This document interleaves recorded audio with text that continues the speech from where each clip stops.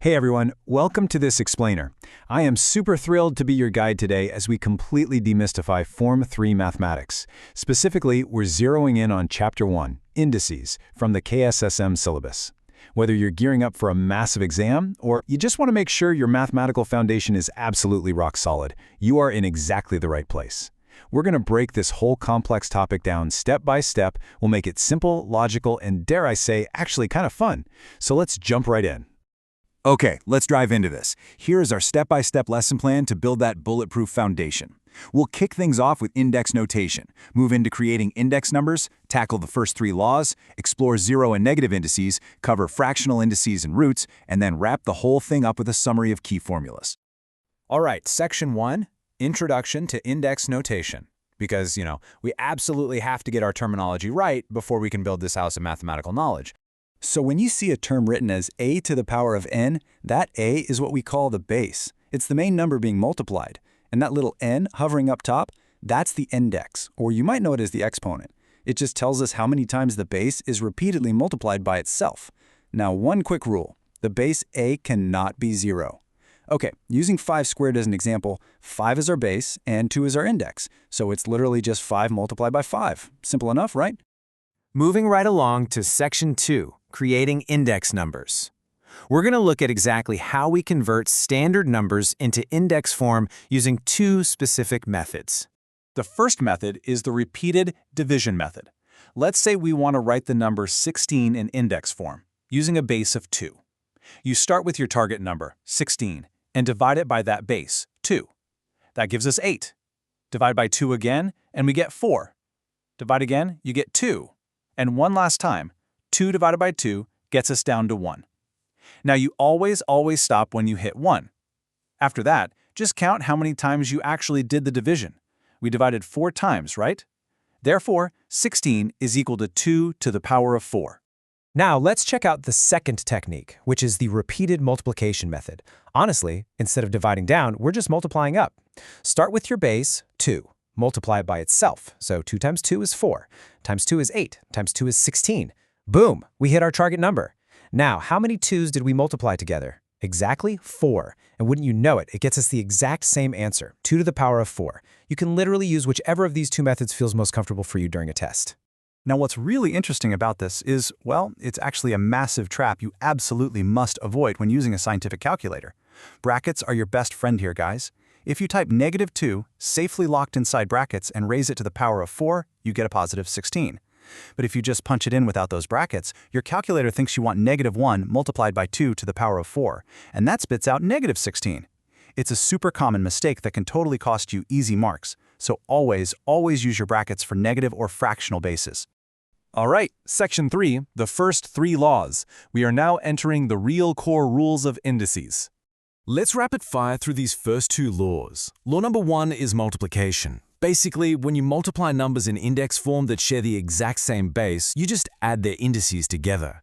For instance, 2 squared times 2 cubed equals 2 to the power of 2 plus 3. That just gives us 2 to the power of 5. Super easy. Then we have law number 2, which is division. It's the exact opposite. When you divide terms with the same base, you just subtract the indices. So, 2 to the power of 6 divided by 2 squared becomes 2 to the power of 6 minus 2, leaving us with 2 to the power of 4. And that brings us perfectly to law number 3, the power of a power. If you have an index number sitting inside some brackets, and that whole term is raised to another power on the outside, you literally just multiply the two indices together. For example, 3 squared, all raised to the power of 4, becomes 3 to the power of 2 times 4, which is 3 to the power of 8. Oh, and here's a quick pro tip for you. If you ever see an algebraic term or a number without a written index, like just a plain old m or a 6 sitting there, it actually has an invisible index of 1. Don't forget to include that one when you're multiplying. Moving right along to Section 4, zero and negative indices. Let's see what happens when our exponents hit 0, or even drop below it. First up, the zero index. This is a golden rule to just burn into your memory. Anything except 0 itself, raised to the power of 0 is simply equal to 1. 2 to the power of 0, it's 1. A literal million to the power of 0, still 1. Next up is the negative index. Now, a negative index doesn't actually make the base number negative. Instead, it turns it into a fraction, a reciprocal. So a to the power of -n translates directly to 1 over a to the power of n. like 2 to the power of negative 2 is exactly the same thing as 1 over 2 squared. And this brilliantly illustrates our final point, the fraction rule. If you have a fraction raised to a negative index, say 4/5 to the power of negative 8, you can literally just flip that fraction upside down to 5/4. And like magic, the negative sign on the index just disappears. Section 5, Fractional Indices and Roots. Let's break down this final mathematical concept, the relationship between fractional indices, roots, and powers. Okay, let's do a really quick knowledge check. How do we write the cube root of 64 as an index fraction?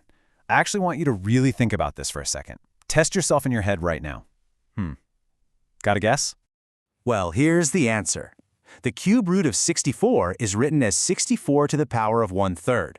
See, whenever you're dealing with an nth root, whether it's a square root, a cube root, a fifth root, whatever, it translates directly to a power of 1 over n. That 1 over n is what we call the reciprocal. This is an absolute game changer for solving algebraic equations because you can use these fractional reciprocal indices to effectively cancel out powers on the opposite side of the equal sign. Now let's bring all these rules perfectly together. That first rule we just covered shows that an index of 1 over n is just the nth root. But what if the top number of the fraction isn't a 1? What if it's a to the power of m over n? So the crucial point is this. When you look at a fractional index, the top number, the numerator, our m, acts as your regular power. Meanwhile, the bottom number, the denominator, n, acts as your root. And honestly, the best part? You can apply the root first and then the power, or do the power first and then the root. Both ways will gracefully guide you to the exact same correct answer. All right, Section 6, Key Formulas and Summary. Time for the final inspection of our mathematical house and to get your ultimate exam cheat sheet ready. I highly encourage you to pause and take a screenshot right now. This is your complete, comprehensive revision summary of all the laws of indices from Chapter 1. We've got the multiplication law, where we add indices, the division law, where we subtract them, and the power law, where we multiply them. Don't forget that anything to the power of 0 is 1, and negative indices flip your number into a reciprocal fraction. For fractional indices, remember the rule. The denominator is the root, and the numerator is the power. Oh, and please do not forget the golden rule at the bottom. Always use brackets for negative bases when punching numbers into your calculator. To wrap up our explainer today, I really want to leave you with a quick challenge. If 2 to the power of x equals 32, what is the value of x? Grab a piece of paper and try using that repeated division method we learned earlier to figure it out for yourself. Once you nail that answer, think about how you're going to use these 5 laws to confidently conquer your next math exam. You've got the tools, you've got the knowledge, now it's just about putting in the practice. Thanks so much for learning with me today. Keep those math skills sharp, and I'll catch you in the next explainer.